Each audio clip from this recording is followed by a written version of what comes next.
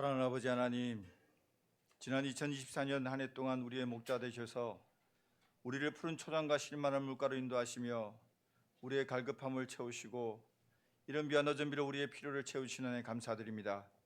하나님 아버지, 지난 2024년 주께서 우리에게 맡기신 귀한 영혼 구원의 사명과 헌신의 달란트를 잘 감당하지 못하였음을 고백하고 회개합니다.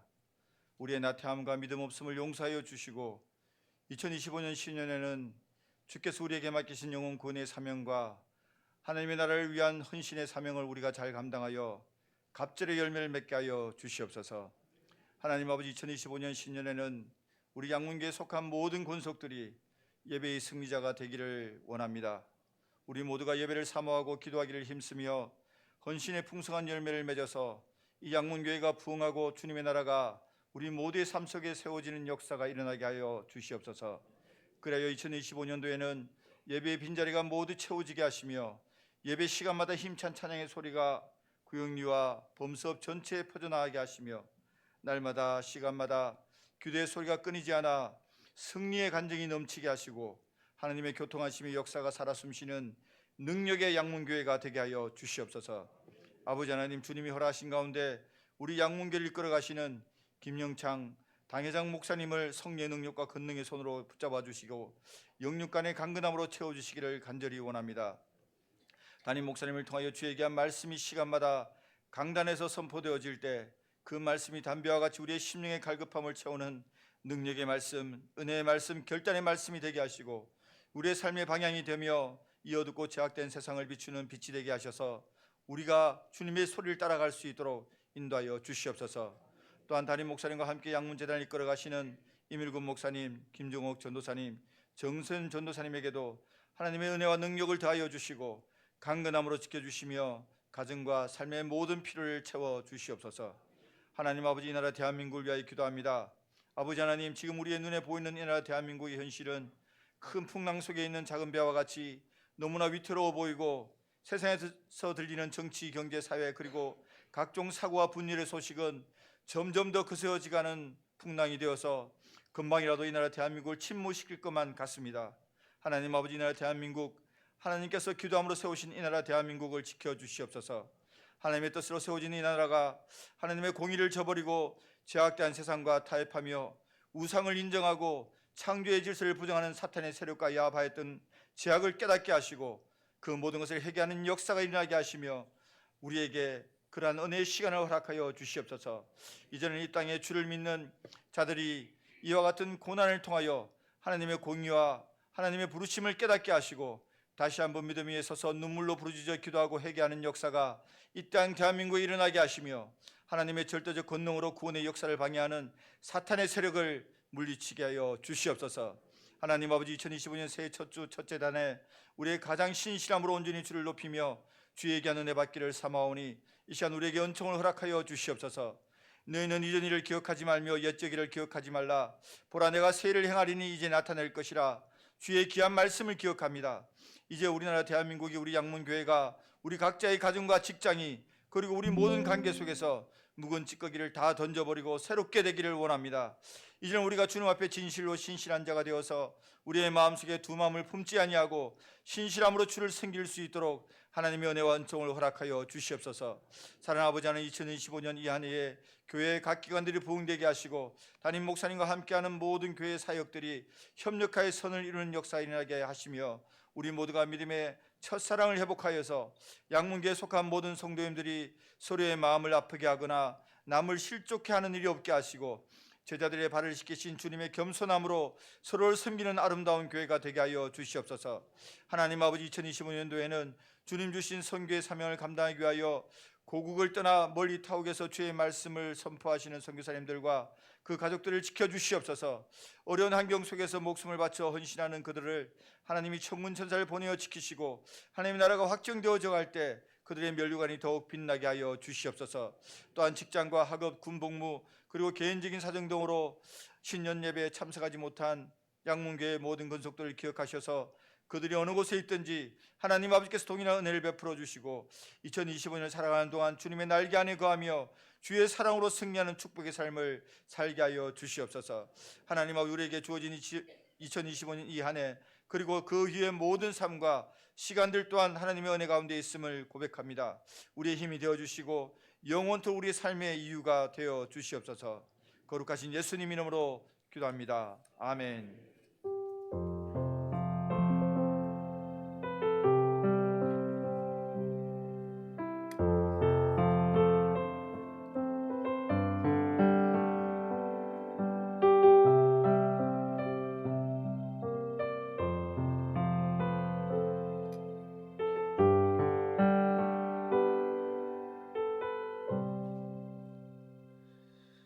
다 함께 자리를 일어나셔서 교동문 제1번 시편 1편 성시교도 가도록 하겠습니다. 복 있는 사람은 악인들의 꾀를 따르지 아니하며 죄인들의 길에 서지 아니하며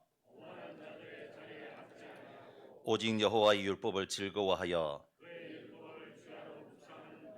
그는 시냇가에 심은 나무가 철을 따라 열매를 맺으며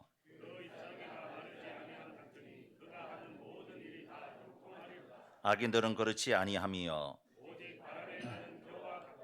그러므로 악인들은 심판을 견디지 못하며 함께 읽겠습니다. 무릇 의인들의 길은 여호와께서 인정하시나 악인들의 길은 망하리로다. 아멘. 전능하사 천지를 만드신 하나님 아버지를 내가 믿사오며 그 외아들 우리 주 예수 그리스도를 믿사오니 이는 성령으로 잉태하사 동정녀 마리아에게 나시고 본디오 빌라도에게 고난을 받으사 십자가에 못 박혀 죽으시고 장사한 지 사흘 만에 죽은 자 가운데서 다시 살아나시며 하늘에 오르사 전능하신 하나님 우편에 앉아 계시다가 저리로서 산자와 죽은 자를 심판하러 오시리라.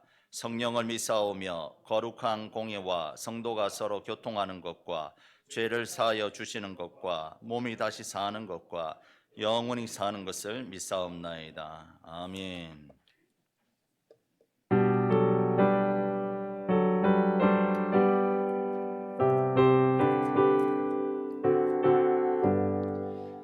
아침에 가도될 때 만물 신선하여라. 나도 세상 지낼 때에 햇빛 되게 하소서.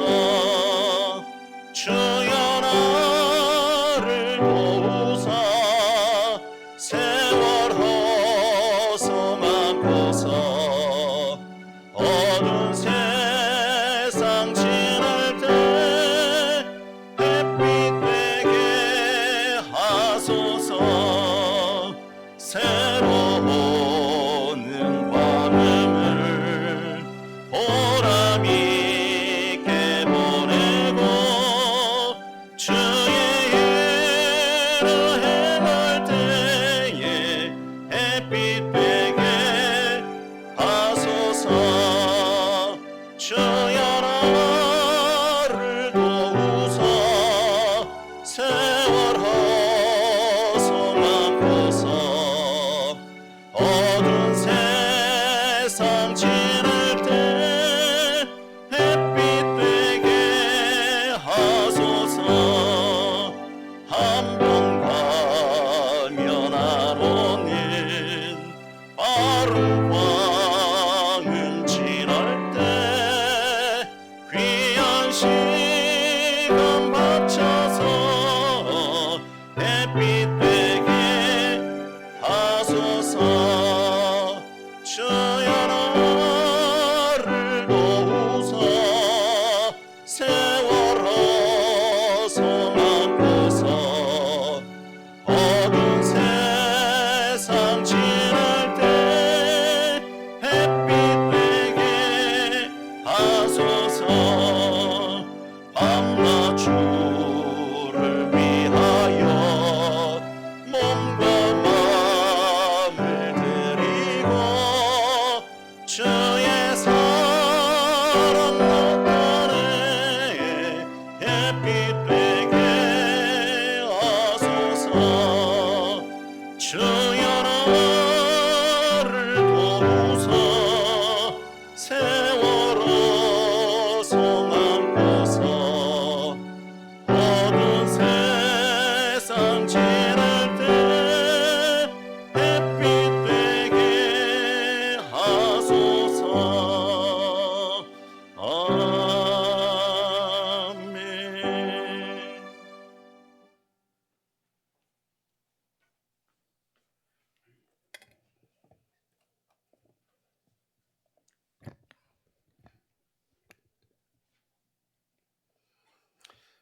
예, 2025년 새해 첫 주일입니다. 금일 저희들에게 주신 주님 말씀은 누가복음 13장 1절에서 9절 말씀입니다. 누가복음 13장 1절에서 9절 말씀, 신약 116페이지 되겠습니다. 한 절씩 교독하고 마지막 9절은 다 함께 봉독하도록 하겠습니다. 그때 마침 두 사람이 와서 빌라도가 어떤 갈릴리 사람들의 피를 그들의 제물에 섞은 일로 예수께 아뢰니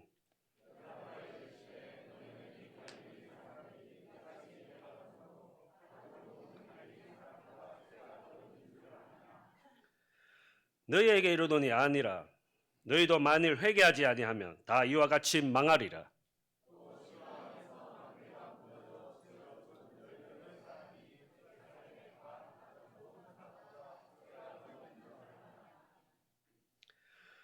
너희에게 이르노니 아니라 너희도 만일 회개하지 아니하면 다 이와 같이 망하리라.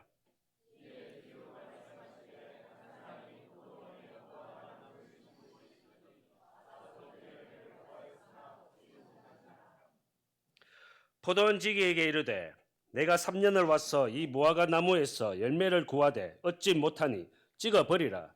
어찌 땅만 버리게 하겠느냐.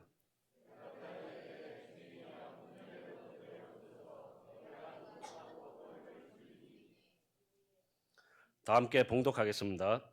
이후에 만일 열매가 열면 좋거니와 그렇지 않으면 찍어 버리소 하였다 하시니라. 아멘. 할렐루야. 작년에 보고 올해도 보니까 너무 반갑습니다. 할렐루야. 예. 올 한 해도 연초부터 연말까지 하나님께서 예배한 우리 양문교회 성도님들과 가정에 큰 축복을 허락하여 주실 줄로 믿습니다. 우리 옆사람과 서로 인사하겠습니다. 잘 오셨습니다. 환영합니다. 은혜 받읍시다.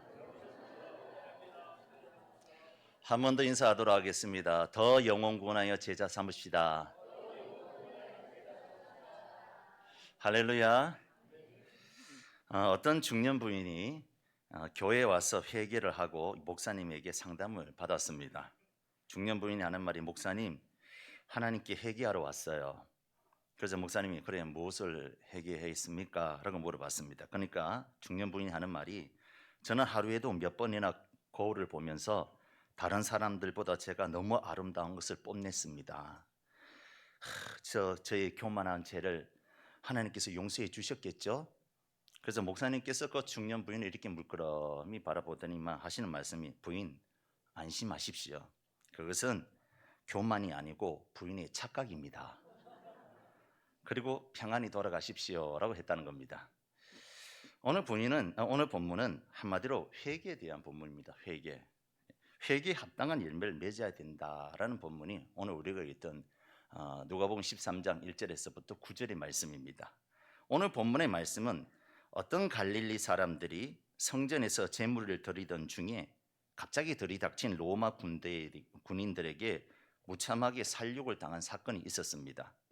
이 일을 두고 사람들이 예수님께 와서 물었던 겁니다. 예수님, 저들이 죄가 많아서 저런 일을 겪는 것이 아니겠습니까? 쉽게 말해서 뭐죠? 저들이 죄가 많으니까 저런 것을 당했다는 것이죠.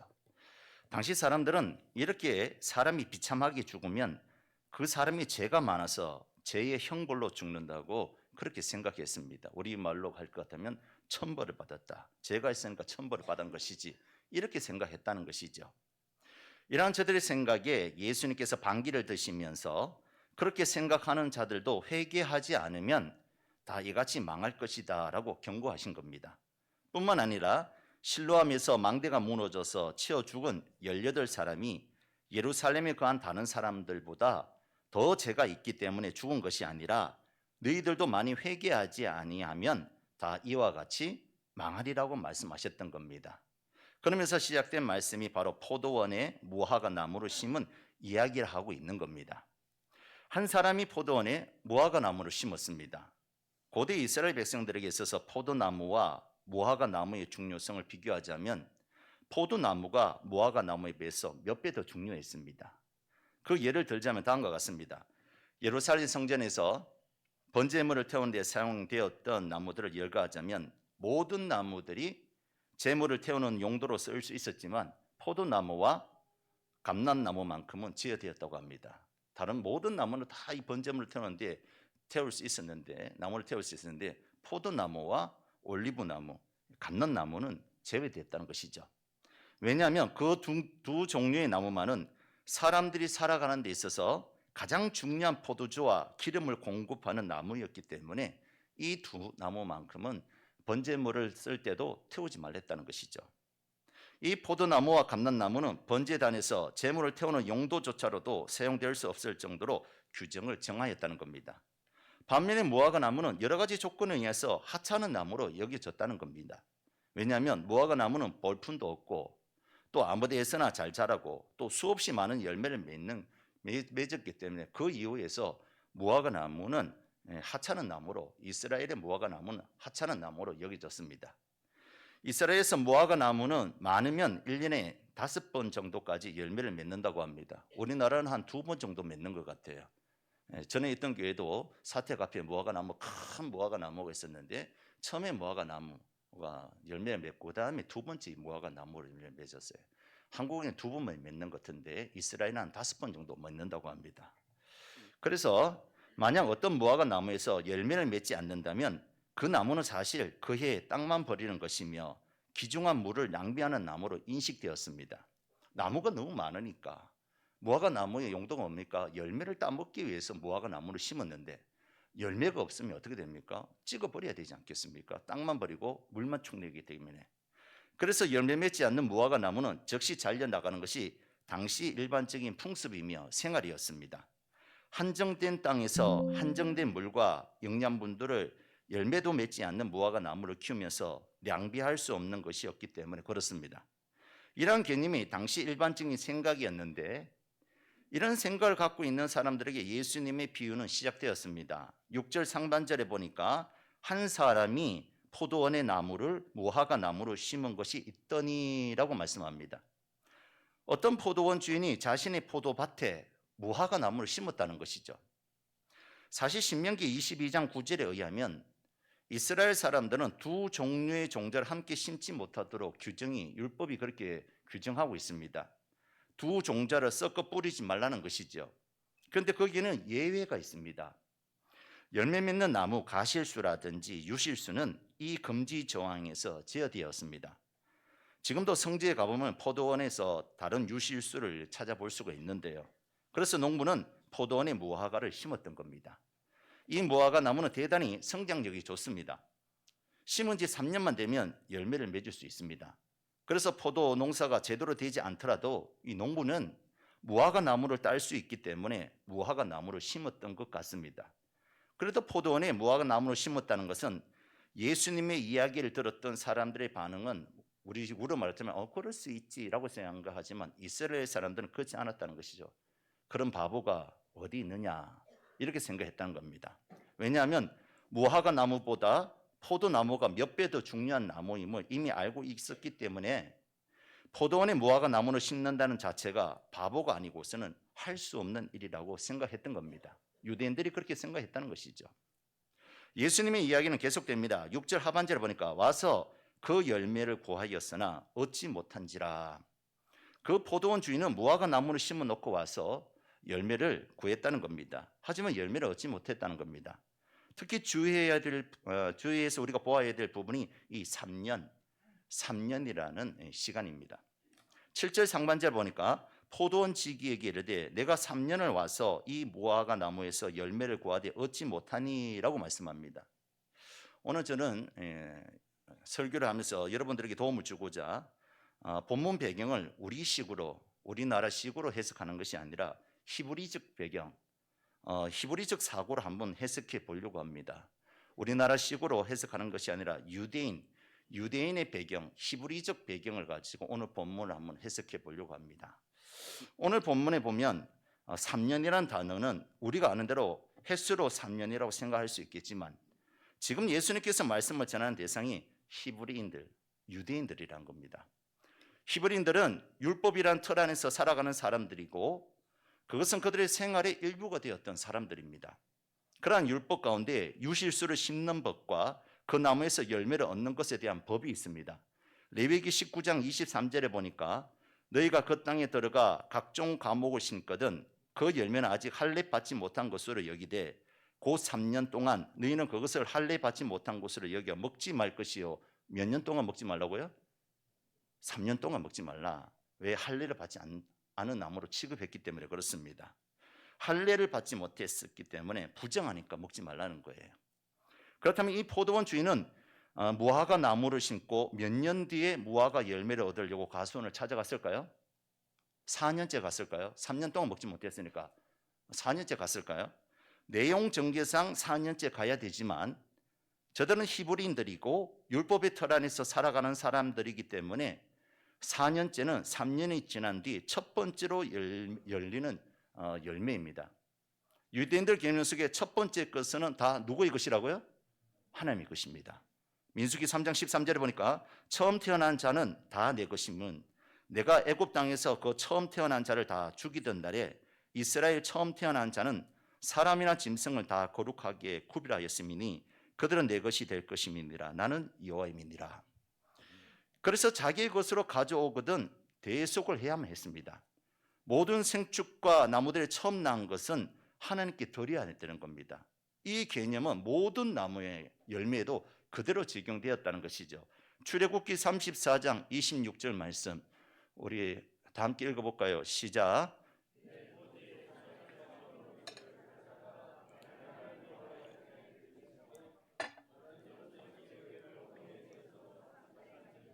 아멘. 뭐라고 말씀하고 계시죠? 예. 내 토지 소산에 처음 익은 것을 가져다가 내 하나님 여호와의 전에 드릴지며 처음 익은 것은 다 하나님께 드려야 된다는 거예요. 이게 속죄입니다. 그래서 첫 열매는 다 하나님께 드려야지 그 다음 나온 열매를 따먹을 수가 있는 겁니다. 그러므로 이 무화과 나무를 심은 포도원 주인은 4년째에도 무화과 나무의 열매를 얻으러 가지 않았다는 것이죠. 무화과를 심어놓은 지 4년이 지났는데도 가지 않았다는 겁니다. 당시 예수님의 비유를 듣고 있던 모든 유대인들은 이 생활율법을 너무 잘 알고 있던 사람들입니다. 그러므로 포도원 주인이 포도밭에 찾아가서 무화과 나무의 열매를 구한 때는 무화과 나무를 심은 지 4년째가 아니라 5년째라는 것을 우리가 알 수가 있습니다. 즉 본문의 예수님과 청중들은 유대인들의 율법을 통해서 본다면 무화과 나무를 심은 지 5년째가 되던 해가 첫 번째로 찾아간 해가 된다는 것을 말하고 있는 겁니다.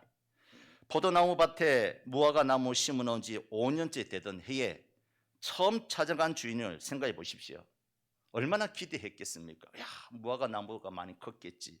그리고 무화과 나무에도 열매가 주렁주렁 맺혔겠지. 그런 모습을 하고 찾아갔는데 근데 아니나 다를까 무화과 나무에 열매가 없었던 겁니다. 그리고 그 모습을 지켜보고 있는 주변 사람들을 생각해 보십시오. 더군다나 오늘 본문에 보니까 5년이 되는 해에 찾아갔을 때에 무화과 나무는 열매를 맺지 않고 있었다라고 했습니다. 그렇다면 당시 사람들이 열매 맺지 않는 무화과 나무를 대하던 일방적인 방식에 의하면 당장 어떻게 될까요? 무화과 나무를 찍어내야 됩니다. 땅만 버리고 귀중한 물을 낭비하는 나무이기 때문에 그것도 포도밭에 심어놨기 때문에 포도를 더 해치기 때문에 당장 찍어내고 잘라내야 됩니다. 그러나 그 포도원 주인은 무화과 나무를 잘라내지 않았다는 겁니다. 주변 사람들은 이 포도원 주인의 모습을 보면서 다시 한 번 더 그 주인이 바보 같으면 놀라지 않을 수 없었을 겁니다. 먼저는 무화과 나무보다 포도나무가 몇 배 더 중요한 나무임을 알고 있었는 사람이기 때문에 포도원에 무화과 나무를 심었다는 그 자체가 바보가 아니고서는 할 수 없는 일이라고 생각했고 무려 5년이나 기다렸는데 열매 맺지 못했다면 찍어내는 것이 당연한 것인데 그 열매를 맺기를 기다렸다는 겁니다. 예수님의 이야기를 들었던 사람들의 반응은 이미 그런 바보 멍청이가 어디 있느냐라고 생각했다는 것이죠. 그리고 온갖 모욕과 수치를 주었을 겁니다. 주인은 사람들로부터 온갖 모욕과 수치를 들으면서 돌아갔다가 다시 무화과 나무를 심은 지 6년째 되던 해에 이 포도밭을 두 번째 방문하게 됩니다. 그러나 그때도 무화과 나무의 열매는 없었습니다. 아마 그 모습을 지켜보던 주변의 사람들은 생각하기를 지난번에 열매 맺지 않는 무화과 나무를 잘라내지 않았기 때문에 욕을 많이 먹었으니까 이번에는 잘라내겠지라고 생각했을 겁니다. 하지만 이번에도 포도밭 주인은 무화과 나무를 잘라내지 않았어요. 주변 사람들 이번에는 더 심하게 욕을 해대했습니다. 저런 바보 멍청이 쪼다 같으니. 그리고 포도밭이 무화과 나무로 인해서 버려지는 것을 안타까워했을 겁니다. 그 밭에 포도나무를 심어서 포도를 거두었다면 얼마나 많은 양을 거두을 것이며 또 가공해서 음료를 만들었다면 얼마나 많은 값에 팔 수 있었을까라고 아마 생각했을 것입니다. 그렇다면 포도원 주인이 무화과 열매를 얻기 위해서 세 번째, 오늘 본문에 보니까 3년에 세 번째 찾아온 해는 과연 무화과 나무를 심어 놓은 지 몇 년째 되는 해일까요? 스토리상으로는 7년째입니다. 6년째가 두 번째 찾아왔으니까 7년째가 세 번째입니다. 그러나 7년째 아닙니다.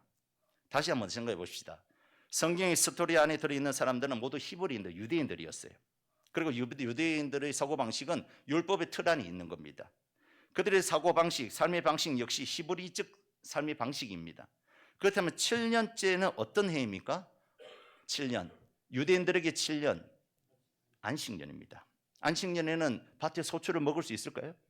없습니다. 그대로 다 놔두라 있습니다.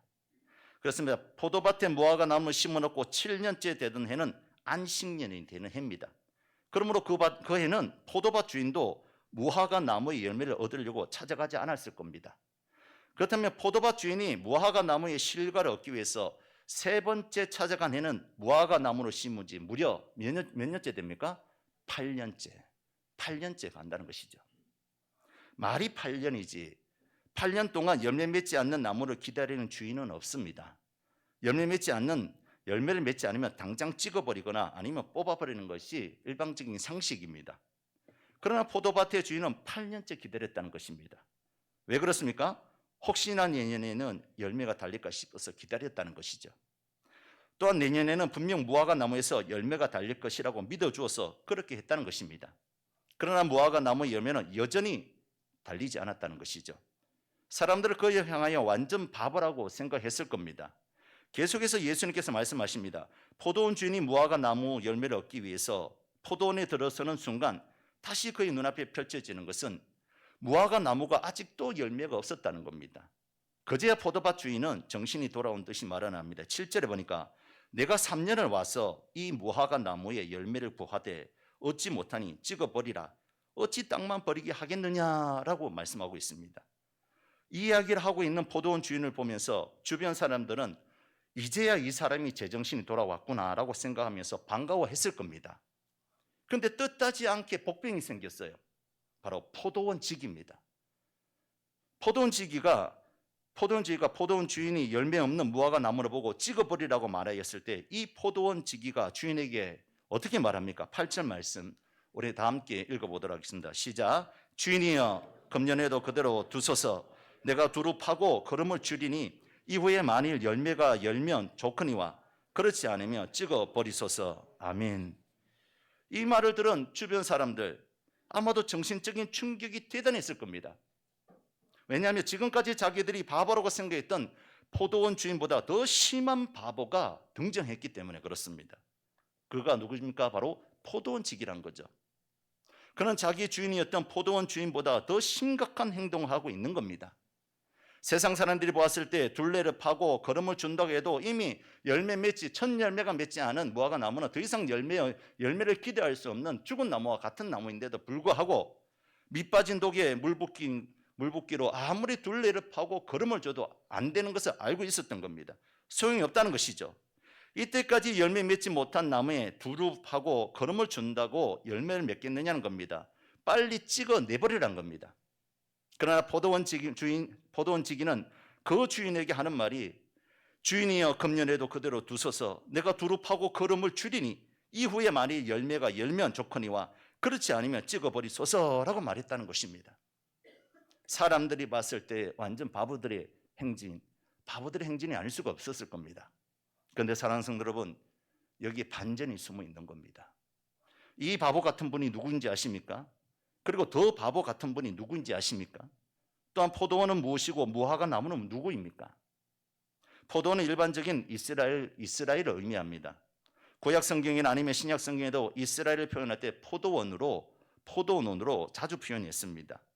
그리고 무화과 나무는 심령이 강팍한 이스라엘 백성들, 열매 맺지 못한 이스라엘 백성들을 의미하는 겁니다. 그리고 포도원 주인은 하나님이시며 포도원 지기는 예수님을 의미하는 겁니다. 따라서 본문의 비유의 말씀은 먼저 열매 맺지 못한 유대인을 향한 하나님의 회개의 말씀인 겁니다. 저들에게 하나님의 자녀로서 열매를 기다렸지만 열매 맺지 못한 유대인들을 향한 경고의 말씀이며, 또한 하나님의 심판은 유대인들에게만 국한된 것이 아니고 모든 인류에게 적용되는 말씀이기 때문에 이러한 점에서 무화과 나무는 이스라엘의 유업에서 벗어난 사람들, 즉 죄인들이나 아니면 이방인들 중에 열매 맺지 못하고 신앙생활하고 있는 선도들에게 주시는 경고의 메시지라는 것이죠. 그러면서 오래 기다리며 열매 맺기를 기다리신 분이 우리 하나님이라고 말씀하고 있다는 것입니다. 오늘 본문에 포도나무가 열매를 맺지 못해서 기다리는 것은 사실 이해가 됩니다. 포도나무가 열매를 맺지 못하는, 그래도 포도나무가 귀한 거니까 이해가 됩니다. 하지만 무화과 나무가, 그 흔한 무화과 나무, 아무짝에도 쓸모없는, 열매가 맺지 못하면 아무짝에도 쓸모없는 그 무화과 나무가 열매를 맺지 못했는데도 불구하고 몇 년을 기다린다는 것은 이해할 수 없는 상황입니다. 지금 이스라엘이 그랬다는 것이죠. 이스라엘 백성들에게 회개의 기회를 몇 번이나 주고 하나님 자녀답게, 하나님 백성답게 정의와 공의를 행하면서 그렇게 살기를 원하셨던 그 하나님, 우상 숭배하지 말고 오직 하나님만을 섬기면서 열매 맺는 삶을 살기를 원하셨던 그 하나님이신데도 불구하고 열매를 맺지 못하고 아무런 열매 없이 살아가는 이 무화과 나무 같은 그런 이스라엘 백성들, 결국 저들은 끝까지 열매 맺지 못하고 심지어 예수님이 이 땅에 오셔서 우리의 심령을 파고 걸음을 주면서 은혜의 복음을 전파하였지만 유대인들은 회개의 열매를 맺는 것이 아니라 도리어 어떻게 했습니까? 예수님은 십자가에 못 박아 죽기까지 열매 맺지 못하는 삶을 살았던 것이 바로 이 이스라엘 사람들, 열매 없는 무화과 나무 같은 이스라엘 사람들이었다는 것입니다. 그 결과 어떻게 되었을까요?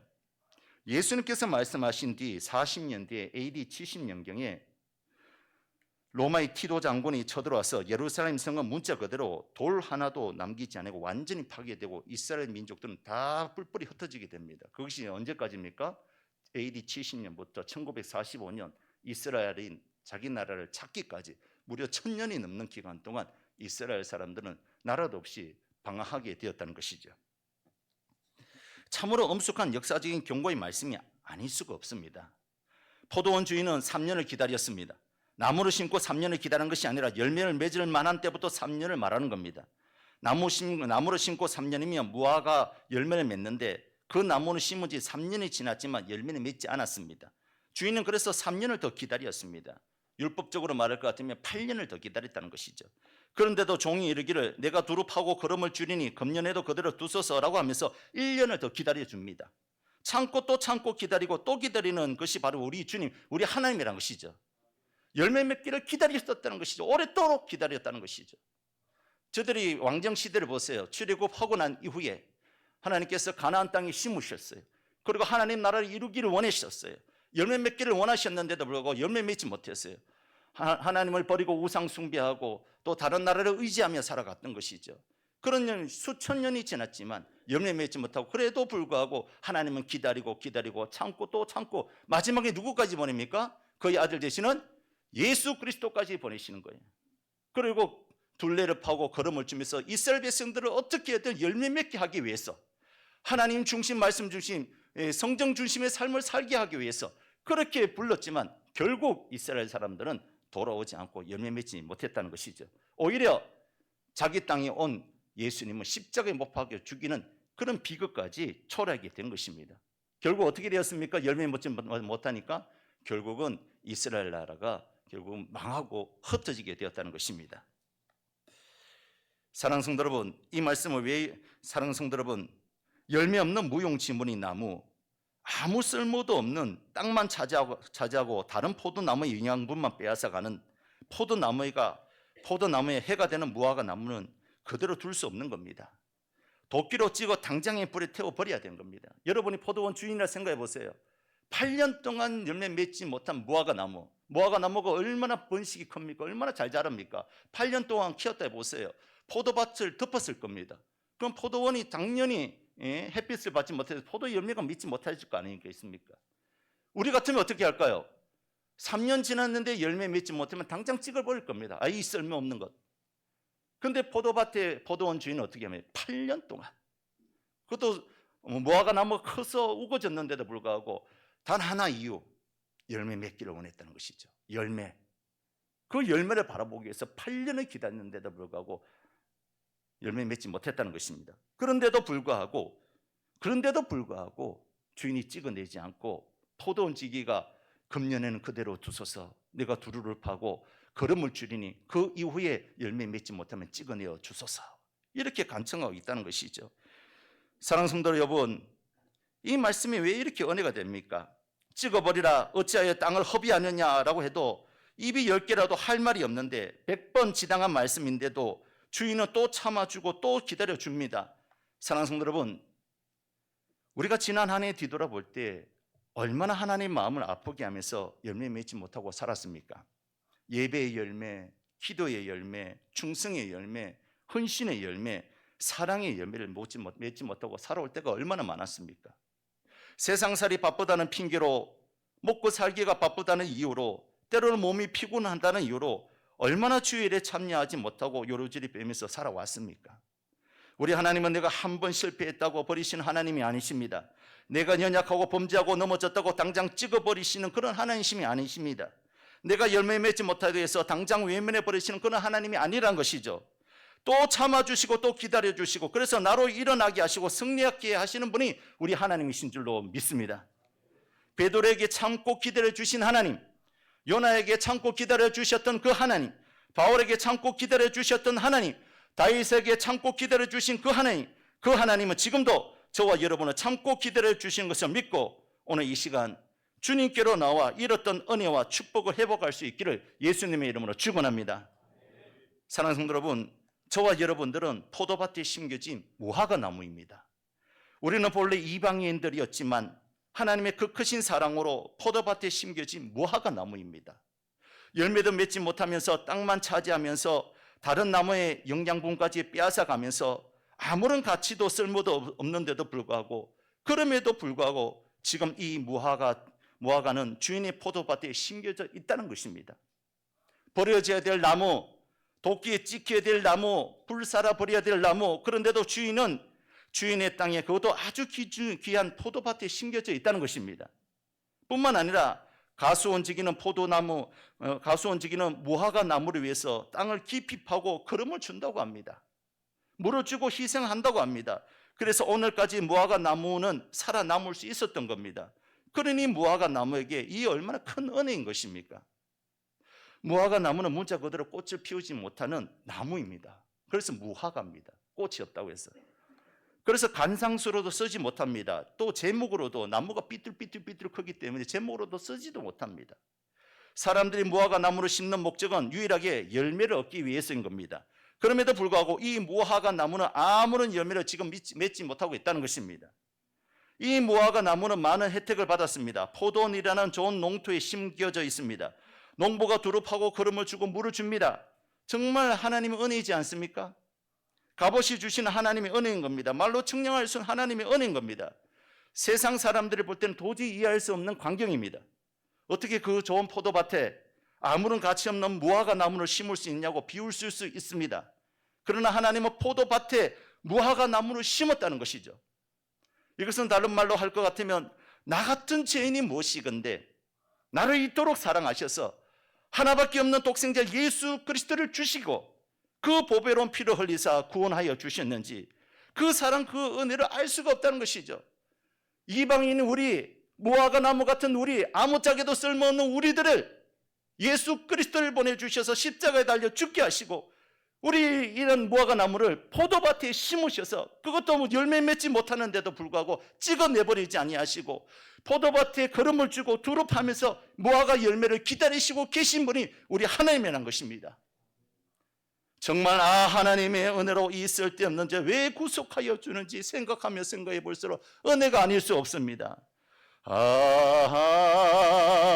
하나님의 은혜로 있을 데 없는 자 왜 구속하여 주느냐 어떠는지 난 알 수 없도다. 내가 믿고 또 의지함은 내 모든 형편 아시는 주님 늘 돌봐주실 것을 나는 확실히 아네. 할렐루야. 저와 여러분들은 무화과 나무입니다. 이스라엘은 포도나무였고 극상품인 포도나무였지만 우리는 아무짝에도 쓸모없는 무화과 나무 같은 존재가 우리들인데, 이런 무화과 같은 우리를 포도밭에 심었다는 겁니다. 예수 그리스도의 구속의 은혜로 하나님 나라의 유업을 이어받게끔 우리를 포도밭에 심었다는 겁니다. 포도밭에 심은 이유는 단 한 가지밖에 없습니다. 열매를 바라시는 거예요. 그 열매를 바라시는 거예요. 하지만 열매를 맺지 못한다 해서 당장 찍어내버리신 것이 아니라 하나님은 참고 또 참고 또 참고 기다리면서 무려 사람들이, 세상 사람들이 거의 상상할 수 없을 정도로 8년째 참고 기다리면서 열매 맺기를 원하셨다는 것이죠. 8년째도 기다리지만 8년째도 열매 맺지 못하니까 포도원지기에게 찍어버리려 했을 때 포도원지기 어떻게 합니까? 주인이여 금년에만 참아 주옵소서. 우리 주님이 그런 분이란 것이죠. 우리가 열매 맺지 못하고 하나님 마음을 아파할 때가 얼마나 많습니까? 우리가 신앙인이라고 말하면서도 사실은 신앙이답지 못하게 살아갈 때가 얼마나 많습니까? 세상 사람들보다 못하게 살아갈 때가 얼마나 많습니까? 이런 우리들 당장에 죽어도 할 말이 없지만, 당장에 찍어버려도 할 말 없지만 우리 하나님은 참고 기다리시는 하나님, 우리 예수님은 이런 우리들, 부족한 우리들에게 날마다 은혜를 공급해 주시고 열매 맺게 하기 위해서 십자가에 달려 죽으시면서까지 또 하나님 보좌 우편에서 우리에서 중보하고 계신 분이 우리 예수님이신 줄로 믿으시기 바랍니다. 사랑하는 성도 여러분, 하나님은 도저히 구원받을 수 없는 우리들을 하나님 나라의 백성으로 부르셨습니다. 그리고 하나님 나라에 심으셨습니다. 내가 잘나서 심은 것이 아니라, 내가 예뻐서 심은 것이 아니라, 내가 똑똑해서 심은 것이 아니라 온전히 하나님의 은혜와 사랑인 줄로 믿습니다. 그렇다면 어떻게 해야 될까요? 주인의 그 은혜와 사랑에 감사하여서 그 부르심의 앞에 열매 맺으려고 부단히 애를 쓰고 노력해야 되지 않겠습니까? 주인이 기뻐 받으실 만한 회개에 합당한 열매로 보답해야 되지 않겠습니까? 이것이 사람의 도리이고 신앙의 도리이지 않겠습니까? 이러한 점에서 저와 여러분은 어떻습니까?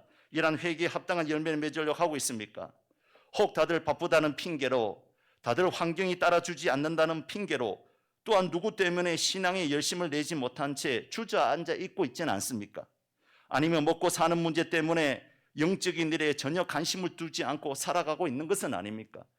중요한 것은 반드시 포도원 주인은 열매를 찾는다는 거예요. 열매를 안 찾으면 좋겠는데 열매를 반드시 찾는다는 것이죠. 오늘은 바쁘니까 다음에 시간 날 때, 어느 정도 내 삶이 안정될 때 그때 열심을 내겠다는 이유로 오늘 열매 맺지 못하고 살아가는 것이 저와 여러분의 모습은 아닙니까? 정말 과연 바쁘기 때문에 열매 맺지 못했을까요? 정말 환경이 좋지 못했기 때문에 열매를 맺지 못했을까요? 정말 지난날 누구 때문에 열매를 맺지 못했을까요? 그렇지 않습니다. 우리 안에 예수의 생명이 여기 있다면, 우리 안에 십자가의 사랑에 충만하다면, 예수님이 나를 구원하시기 위해서 십자가에 달려 죽으셨다는 것을 믿어진다면, 아무리 척박한 땅이고 불모지라고 할지라도 그곳에 뿌리를 내고 싹이 트고 꽃이 피고 열매를 맺는 것입니다. 살아있는 생명은 생명력이 있다니까요. 아스팔트에 보세요. 살아있는 씨가 심겨졌을 때 그 아스팔트를 뚫고 나오는 거예요. 기한 절벽에 소나무 보세요.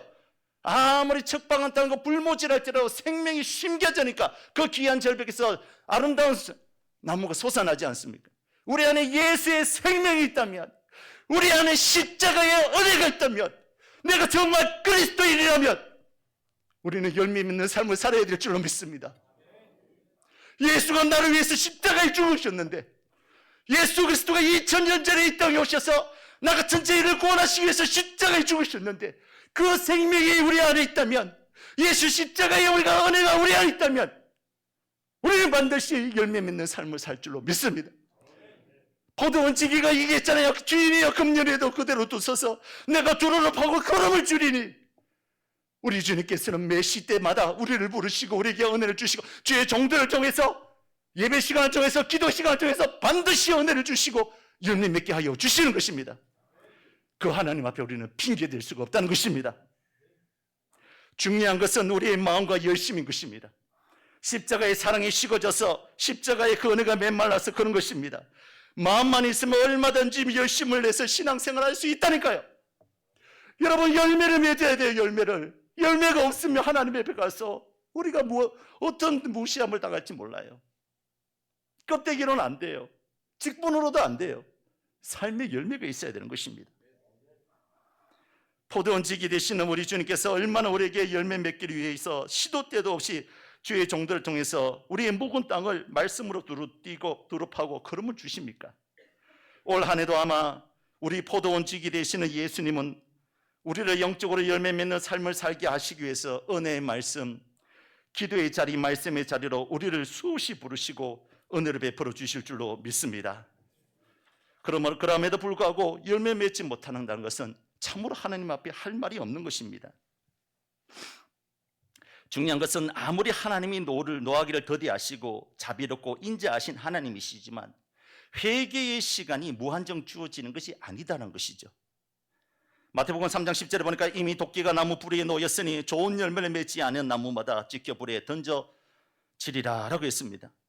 원래도 우리 주님은 우리가 회개에 합당한 열매를 맺기 원하시기 위해서 말씀과 기도로 우리의 돌짝 같은 밭과 가시덤불 같은 마음과 길가 같은 마음밭을 성령의 불로 두루 팔 것입니다. 그리고 말씀의 은혜를 부어주셔서 우리의 마음을 새롭게 변화시켜서 열매 맺는 삶을 살게 하실 것입니다.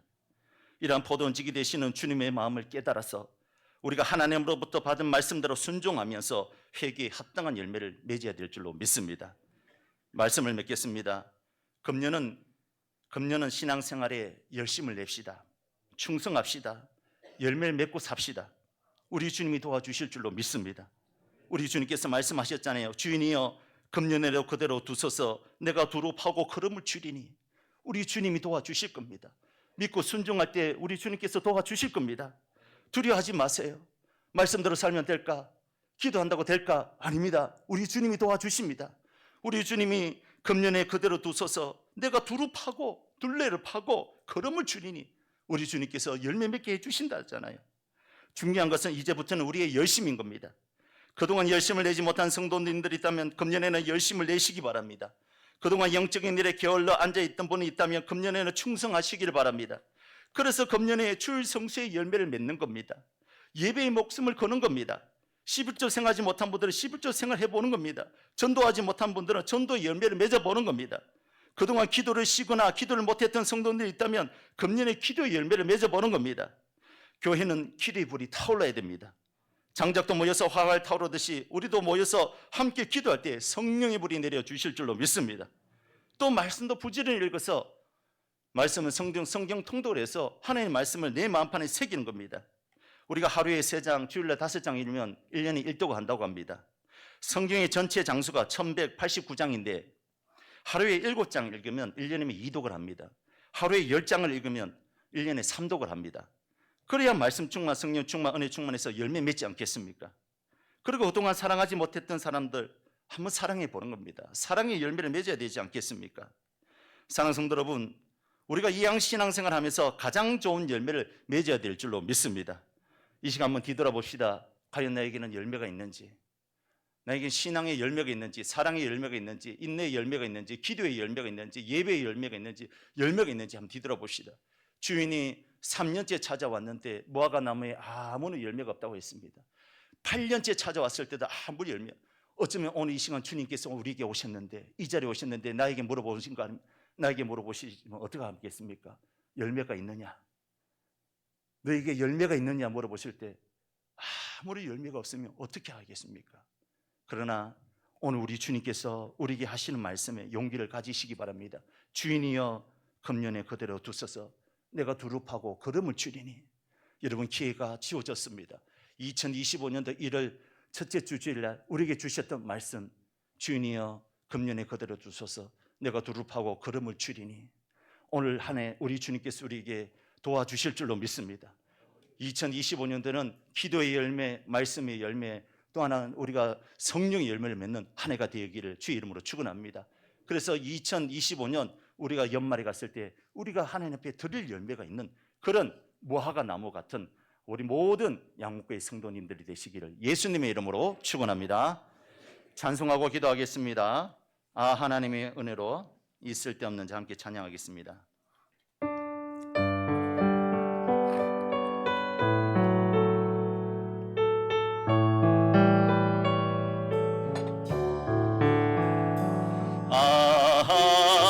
하나님의 은혜로 있을 데 없는 자 왜 보석하여 주는지 난 알 수 없도다. 내가 믿고 또 의지함을 내 모두 형편하시는 주님 늘 보내주실 것을 나는 확신하네. 왜 내게 고센 믿음과 또 복음 주셔서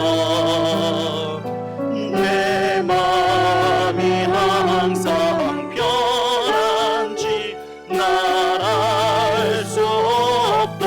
내가 믿고 내가 믿고 또 의지함은 내 모두 형편하시는 주님 늘 보내주실 것을 나는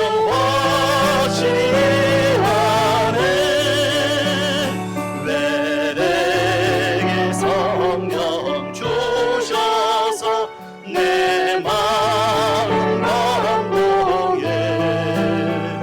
주 예수 믿게 하는지 난 알 수.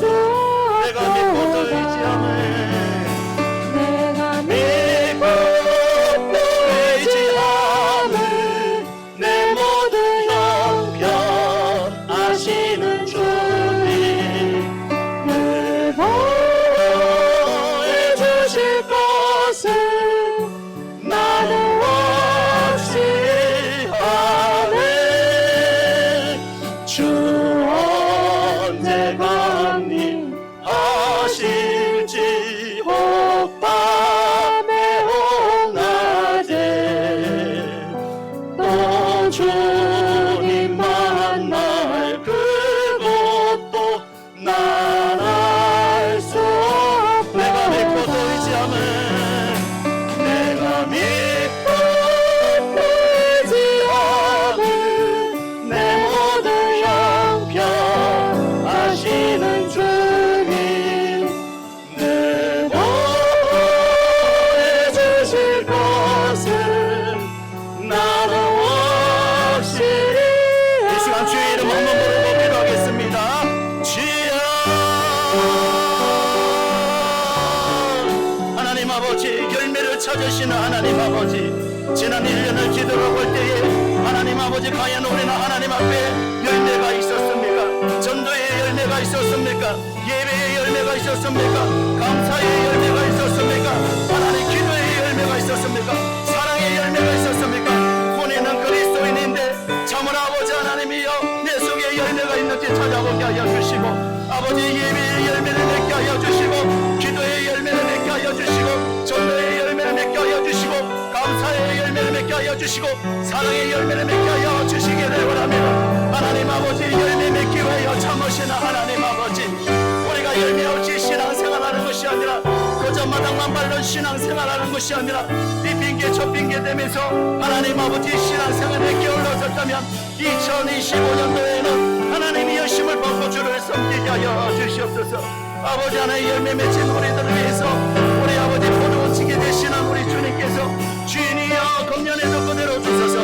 내가 누룩하고 그름을 주리니 아버지 하나님이여 우리 하나님께서 이렇게 말씀하여 주시는 줄 믿고 2025년도에는 열심히 걷고 주를 섬기기를 원합니다. 2025년도에는 열심히 걷고 주를 섬기기를 원합니다. 우리 하나님 아버지여, 기도의 열매, 예배의 열매, 충성의 열매, 아버지 하나님 헌신의 열매, 사랑의 열매가 되실 수 있도록 주여 도와주시기를 원합니다. 주인이여, 금년에도 그대로 주소서. 내가 그룹하고 걸음을 주니니 교회만의 열매가 없으면 조건이와 그릇이 아니면 찍어버리소서. 주님의 사랑의 손길을 얻기가 해주시고 주님의 은혜를 아버지 하나님 체험하는 저희들 될 수 있도록 주여 은혜의 열매 맺게 하여 주시옵소서. 주여 하나님의 은혜로 있을 때 없는 자 왜 구속하여 주는지 난 알 수 없도다.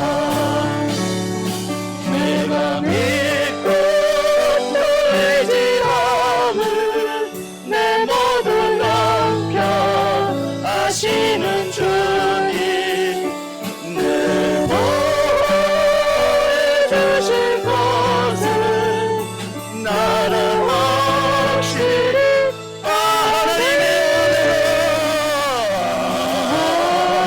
하나님의 은혜로 있을 때 없는 자 왜 구속하여 주는지 난 알 수 없다. 내가 믿고 또 의지함은 내가 믿고 또 의지함은 내 모든 양편 아시는 주님 내 보호해 주실 것은 나는 확실히 아네. 하나님 아버지 감사합니다. 하나님의 은혜로 이 쓸데없는 자, 이 아버지의 열매 없는 무화과 같은 우리들이 무엇이건데 왜 구속하여 주는지 하나님 그 길을 알 수가 없습니다. 하나님 열매 없이 살아가는데도 평안함을 주시고 열매 없이 살아가는데도 우리 하나님께서 잘 살게 하시고 열매 없이 살아가는데도 형통하게 하시고 열매 없이 살아가는데도 호흡하게 해주신 은혜. 하나님의 은혜로 이 쓸데없는 자 왜 구속하여 주는지 우리가 알 수가 없습니다. 하나님 열매 맺기를 기다리시는 줄로 믿습니다. 우리가 지난 날까지 열매 없는 삶을 살았다면 금년에는 아버지 하나님 열매 맺게 하여 주시옵소서. 예배의 열매를 맺게 하여 주옵소서. 기도의 열매를 맺게 하여 주시옵소서. 충성의 열매를 맺게 하여 주옵소서. 헌신의 열매를 맺게 하여 주옵소서. 사랑의 열매를 맺게 하여 주시옵소서. 세상살이 바쁘다고 아버지 먹고 살기 바쁘다고 때로는 몸이 피곤하다고 아버지 하나님 충성된 자리를 놓치지 않게 하여 주시고 하나님 아버지 열매를 찾으시는 하나님 앞에 우리가 열매로 2025년대는 드릴 열매를 가지고 주님께 나가게 하여 주옵소서. 아버지 두려워하지 않게 하여 주시옵소서. 아버지의 주인이여 포도원찍이 되신 우리 주님께서 말씀하셨습니다. 주인이여 금년에도 그대로 두소서. 내가 두릅하고 걸음을 줄이니 이후에 만일 열매가 10명 좋거니와 그렇지 않으면 찍어버리소서. 올 한 해도 우리에게 열매 맺는 시간을 주셨사오니 하나님 아버지 주님께서 도와주실 줄로 믿습니다. 조금만 더 힘내게 하여 주시옵소서. 조금만 더 열심을 가지게 하여 주시옵소서. 그래서 주님 앞에 열매 맺는 삶으로 아버지 아무짝에도 쓸모없는 무화과가 아니라 열매 맺는 무화과가 돼서 영광 돌리는 양문의 권속들이 될 수 있도록 주여 연초부터 연말까지 우리 하나님께서 도와주시옵소서. 하나님 은혜 베풀어 주실 줄로 믿사오며 예수님의 이름으로 기도드리옵나이다. 아멘.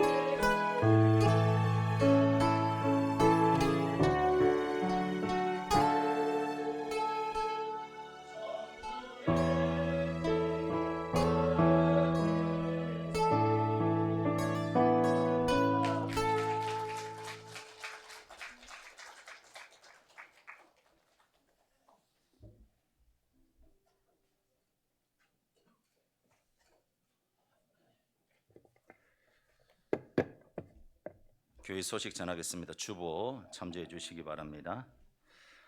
오늘 이 신년 감사 주일로 하나님께 영광 돌리게 되었습니다. 모든 영광 하나님께 올려드립니다. 예배 후에 공동회의가 있습니다. 본교회 등록교인 중 세례교인 이상 남으셔서 공동회에 참석해 주시기 바랍니다.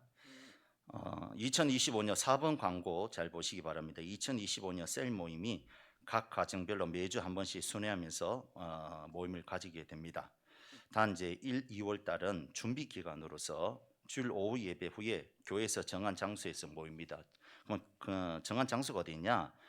주보를 펴보면 오늘의 묵상란에 보면 모임 장소가 있습니다. 그리고 모임 순서도 있습니다. 모임 순서도 있고 모임 장소도 있습니다. 김창수 셀은 본당 1, 2열, 최도영 셀은 식당방, 신성근 셀은 본당 4층 이런 식으로 확인하시고 오후 예배 마친 이후에 한 사람도 빠짐없이 첫 모임이니까 첫 모임부터 빠지면 배신입니다.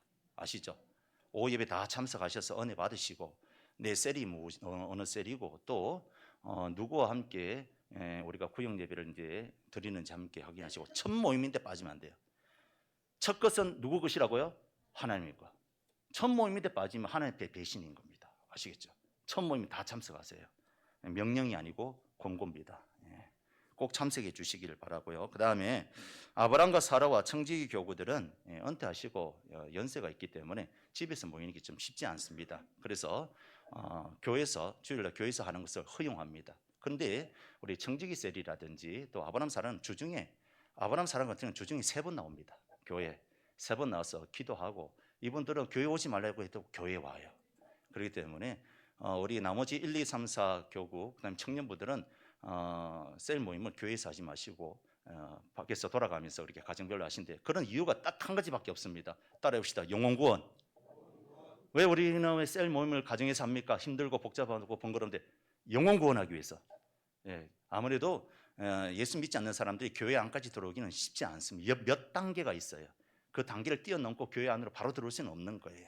그래서 영혼구원하기 위해서 우리는 또 우리가 셀몰로 모이는 것은 또 화합하기 위해서 셀별로 모인다는 것을 꼭 기억하시고 1, 2월 달은 오후 예배 마치고 난 다음에 우리가 교회 정한 장소에서 모이고 3월 달부터 본격적으로 각 가정별로 순회하면서 그렇게 셀 모임을 갖도록 하겠습니다. 그 다음에 오늘 오후 예배 후에 셀 리더들 한 분도 빠짐없이 제가 셀 리더 자료를 다 준비했습니다. 손수 한 땀 한 땀 다 준비해놨어요. 그래서 셀 리더들은 한 사람도 빠짐없이 아브람 사라까지 한 사람도 빠짐없이 우리 오후 예배 마치고 난 다음에 본당에 잠시 모여주시고 나머지들은 먼저 정한 장소에 가서 대기하고 계시면 됩니다. 대기하면서 서로 얘기하고 계시고 있다면 제가 잠시 우리 셀 리더들과 이야기를 하고 돌려보내 드릴게요. 그래서 오늘 첫 모임 첫 것은 누구의 것이라고요? 하나님의 것. 하나님의 것이기 때문에 첫 모임에 꼭 참석해 주시기를 바랍니다.